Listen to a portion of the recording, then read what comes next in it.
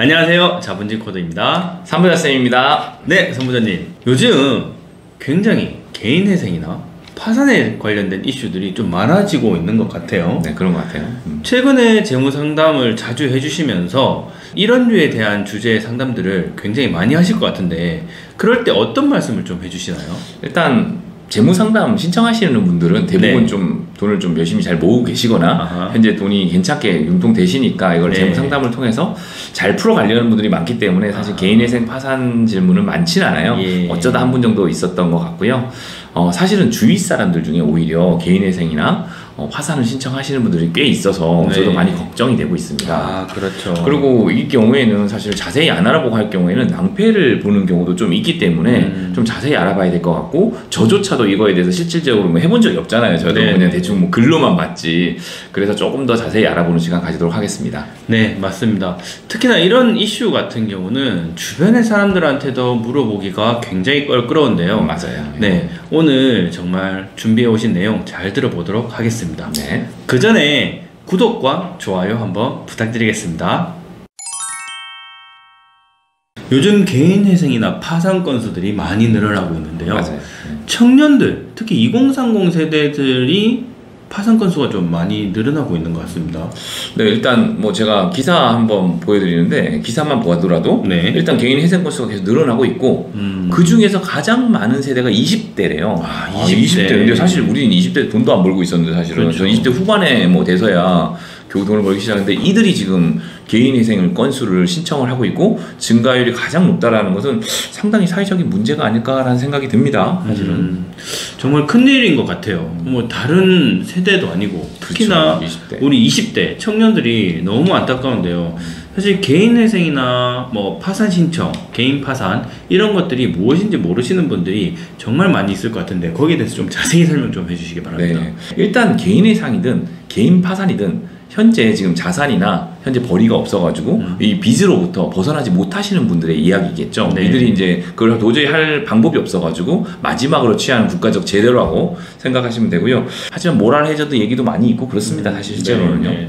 일단 개인 화산과 개인 파산의 가장 큰 차이점은, 일단 개인 회생 같은 경우에는 일단 돈을 벌고 있는 상태에서 그분이 돈의 일정 부분 갚아가면서 뭐 이자를 탕감받고, 그리고 이제 일부 원금도 일부 탕감받는, 뭐 최대 90%까지 받는다고 하던데, 그것까지 탕감을 받아가지고 빚을 갚는 방식입니다. 일부라도 일부 갚는 방식이고요. 뭐 간단하게 설명드리면, 만약에 1억 정도의 빚이 있다고 생각할 때요, 네네. 225만 원 정도의 급여를 받는다고 가정하면 우리가 이제 사람마다 최저 생계 기준이라는 게 있어요. 한 1인 가정의 경우에는 224만 몇천 원 정도 돼요. 그러면 한 225만 원 정도를 주고 그냥 본인이 가져갈 수 있게 해보고, 나머지 100만 원이 남잖아요. 100만 원만 갚아가는, 그래서 36개월 갚으면 1억이라도 3,600이잖아요.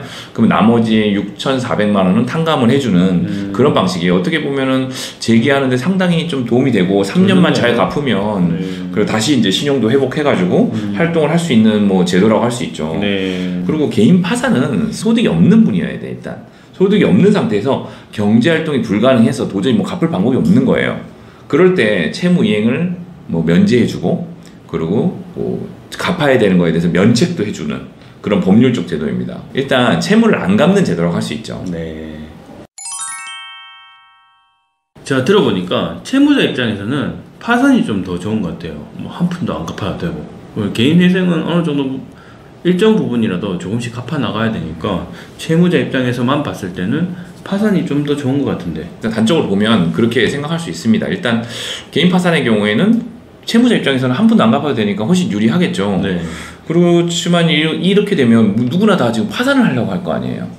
그 일부러 다니던 직장 그만두고 파산하려고 막 이럴 거 아니에요. 뭐 한 10억 땡겨서 저도 파산했잖아요. 그러니까 뭐 그런 생각을 할까봐 모랄 해저드의 위험이 있기 때문에 법원에서는 이거를 파산을 받아들이는 거에 대해서 되게 신중히 하고 있고요.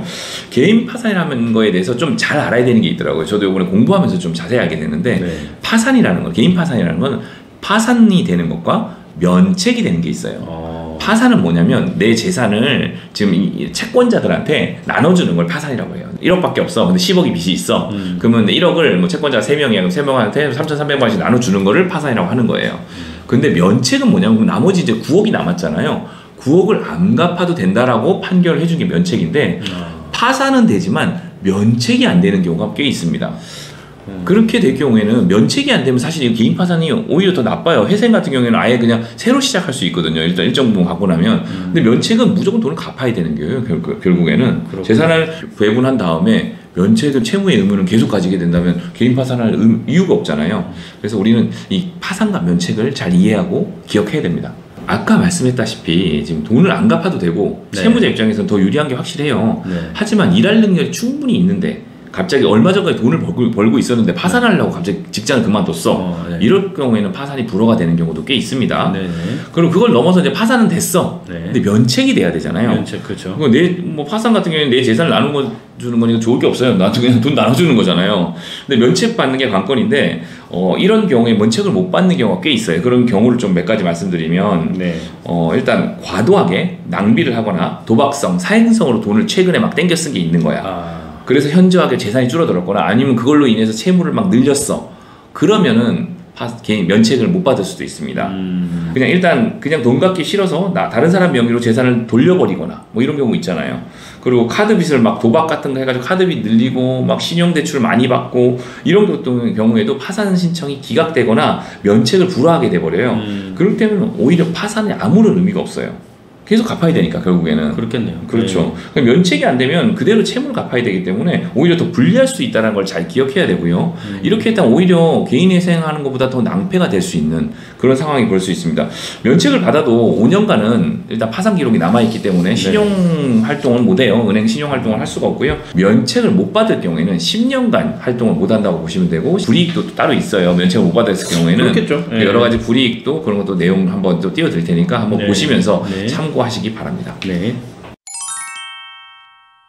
개인회생 같은 경우는 뭐 신청하고 기다리고 뭐 탕감 받으면 끝이 나나요? 뭐 더 이상 뭐 다른 게 없나요? 일단 개인회생도 뭐 그렇게 막 해주면 사실 네. 개인회생도 사실 모랄 해저드 할 가능성이 아주 큽니다. 사실 그러니까요. 엄청 네. 탕감을 많이 해주거든요. 네.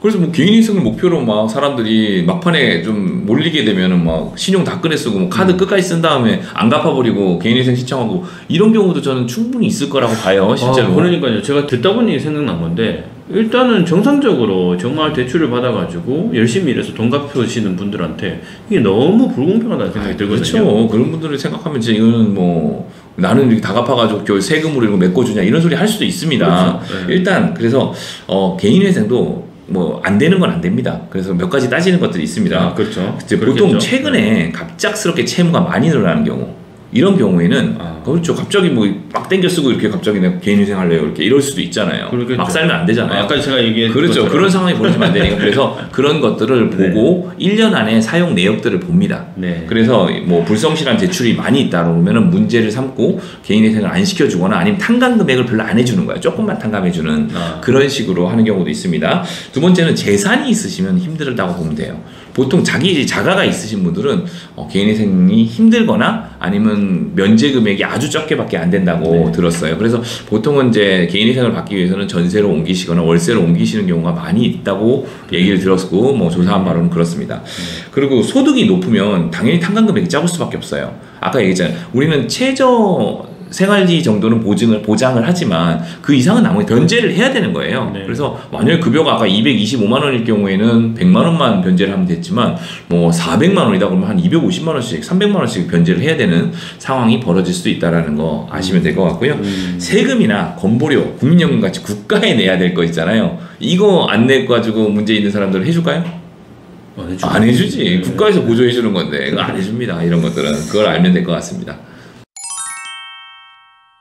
지금까지 들었던 내용은 개인회생, 개인 파산 이런 제도 우리가 정말 어려우신 분들, 성실히 살아오신 분들에게 도움을 드리고자 한번 준비를 해봤는데 이게 간혹 가다가 이게 악용하는 경우가 생길까봐 조금은 좀 걱정이긴 하네요. 저 일단 주제를 정할 때 저도 걱정이 많았어요. 네. 일단 뭐 사실은 이런 채무나 이런 것 때문에 정말 힘들어하시는 분들이 꽤 많아요. 네. 그런 분들에게 조금이나마 그래 정보를 드리기 위해서 이런 것들을 조사를 해봤지만 사실은 많다고 해야 되나 맞는지는 모르겠지만 일단 네. 어떤 분들은 이런 걸 가지고 모럴 해저드 하는 경우가 있을까봐 오히려 또 이걸 듣고 나도 한번 해볼까 이런 생각을 하실까봐 난 사실 그 컨텐츠를 만드는데 약간 걱정이 있었습니다. 네. 절대로 그런 쪽으로 활용이 되지 않았으면 하는 마음이 있습니다. 네, 오늘 어쨌든 간에 정말 힘들고 어려우신 분들을 위해서 저희가 준비해본 컨텐츠니까 참고하시면 좋을 것 같고요. 뭐 이게 개인회생이나 개인 파산이 필요하신 분들 같은 경우는 가까운 변호사 사무실이나 변호사분께 의뢰를 하시면 정말 도움을 잘 받으실 수 있을 것 같습니다. 오늘 영상은 여기까지 하겠습니다. 다음엔 더 좋은 내용으로 찾아뵙도록 하겠습니다. 감사합니다.